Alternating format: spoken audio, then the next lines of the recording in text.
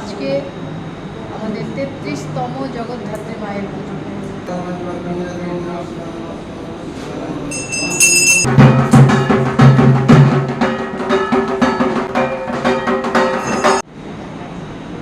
আমাদের এই শ্রী শ্রী রামকৃষ্ণ শারদা আশ্রমে জগদ্ধাত্রী পুজো একটি বার্ষিক উৎসব।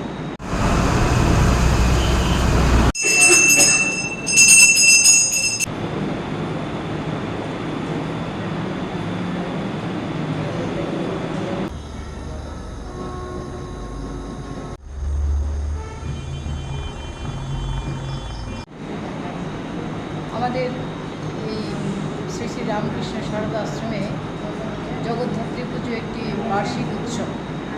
আজকে আমাদের 33তম জগদ্ধাত্রী মায়ের পুজো। এই পুজোর এখন অধিবাস পুজো চলছে। আগামীকাল মায়ের মূল পুজো হবে। একই দিনে মাকে 3বার পুজো করা হয়। সপ্তমী পুজো, অষ্টমী পুজো, নবমী পুজো। একই দিনে মাকে 3বার পুজো করা হয়। সারাদিন পুজো চলে। বিকেলের দিকে হোম হয়। এরপরে রাত্রিবেলায় আবার পুজো হয়। তারপরের দিন হবে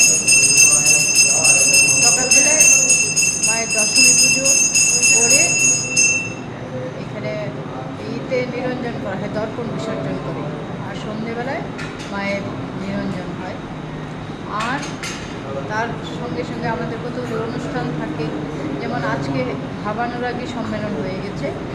আর পরশু দিন মানে পুজোর পরের দিন, দশমীর দিন সকাল 11টার থেকে হবে একটি যুব সম্মেলন।